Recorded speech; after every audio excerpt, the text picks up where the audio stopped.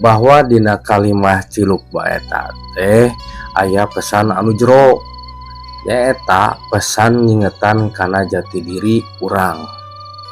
Ci luk ba, ci teh diri, luk Cerita realita membuka tabir kehidupan, ilusi dan mimpi di dunia yang dianggap nyata. Bersama Semesta Ruang Kosong. Bom, mane pernah ninggalin teu kolot baheula lamun ngaheureyan budak orok sok nyebutkeun kieu ningan. Ciluk ba, ciluk ba, ciluk ba. Ya pernah he, dekat kuring baheula kitu. Kadi ningan keleutik mah ciluk ba, ciluk ba, ciluk ba. Kuring ge meureun jeung aneh sarua. Keleutik mah dikitu-kitu ku kolot teh. Emang kunaon kitu? Dina simbol kalimah ciluk ba teh kolot ngaheureyan orok sabenerna mah aya makna anu jero eta teh Bom. Wajib makna anu jero kumaha we? Emang aya pesan naon tina bahasa ciluk ba eta? Abah kuring pernah nyarita bahwa dina kalimah ciluk ba eta teh aya pesan anu jero, nyaeta pesan ngingetan kana jati diri urang. Ci luk ba, ci teh diri, luk teh tina bahasa Inggris hartina tempo, ba teh rob. Jadi ngingetan urang kudu inget kana jati diri urang, bahwa di diri urang teh aya rob, sang maha hirup. Wajib geuning teh sagawaya we bahasa ciluk ba eta teh euy.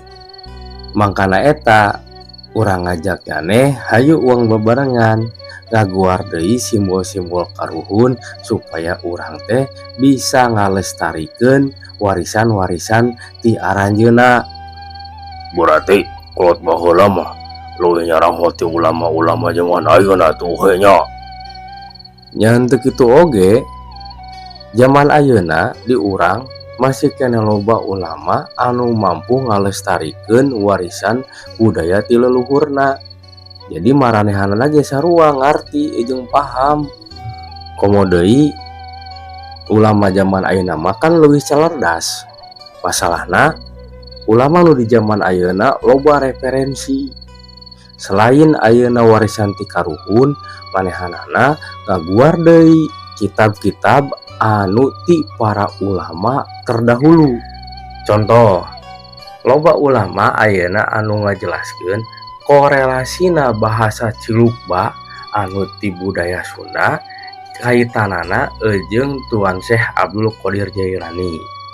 Dina kitab Tuan Syekh Abdul Qodir Jailani, Tuan Syekh ngajelaskeun lamun aranjeun hayang nempo cahaya Allah, tutup kedua mata anu aya di diri anjeun ku talunjuk jari tangan anjeun.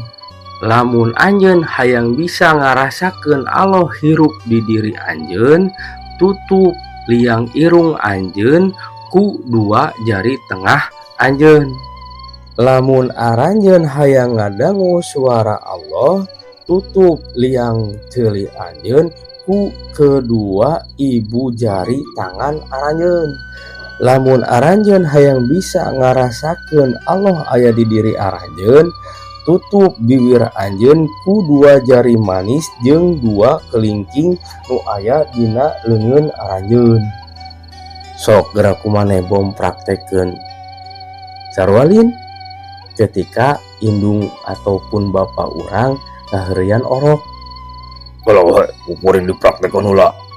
Yuk jari telunjuk kana mata, terus jari tengah kana irung, terus ibu jari kana ceuli, terus jari manis jeung jari kelingking kana bibir.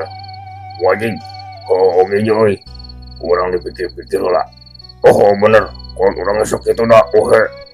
Sarwalin jeung anu dijelaskeun ku Tuan Syekh Abdul Qodir Jailani, tah eta sajatina hakikat tina kalimah ciluk ba teh. aya kan korelasina jeung agama oge.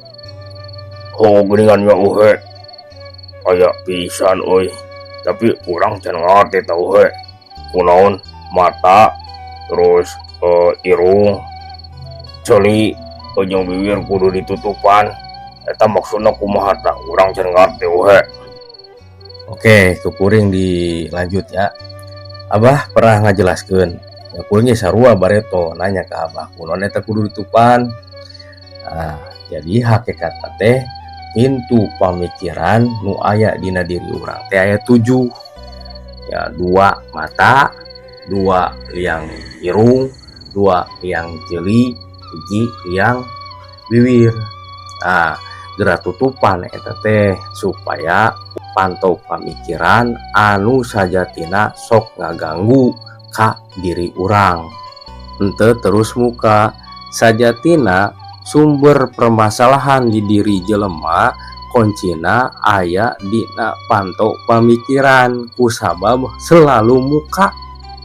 Mata dipake jang ningali anu ulah ditingali, ceuli jang ngadenge kagorengan batur, gosip jeung sagalana.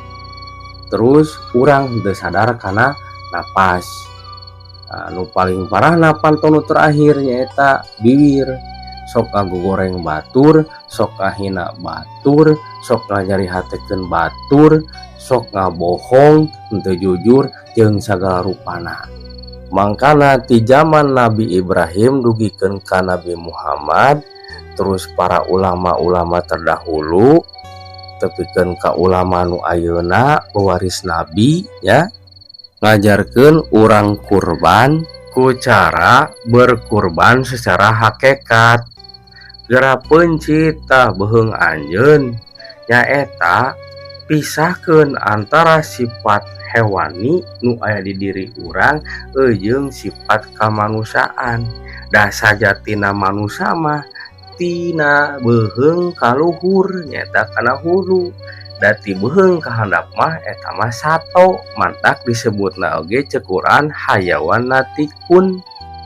Wajib kan kurban mah mencit embe atawa sapi uhe, kan dina Quran ge kitu.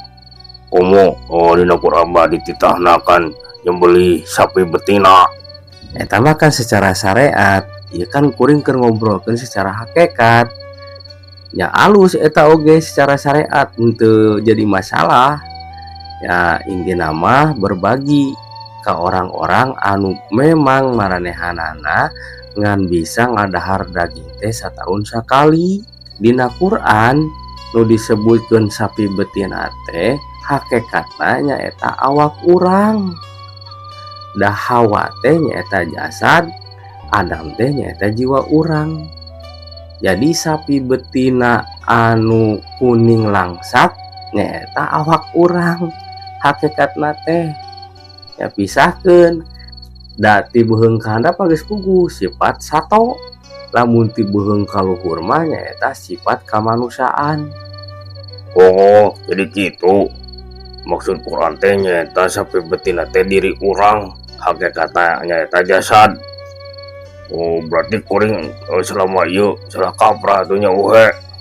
Ngan teu kitu oge dasarua kuring oge baheula anggapna teh ya hartina tina surat Al-Baqarah teh sugan teh sapi betina teh nyaeta sapi we sato gitu nganu awewe. Oh ternyata lain, setelah dijelaskeun ku abahnya baru ngarti. Mantaknya ayeuna urang gen ya keur diajar ngabebenah diri ya supaya urang henteu boga pasifatan seperti sato. Wajib oge nya uhe da sajatina kuring jeung nyanehkan manusia. Jadi sifat kemanusiaan anu kudu dipunjulkeun teh lain sifat satona. Nu sarakah mikirkeun usi beuteung we jeung reproduksi nya uhe. Tah kitu bener.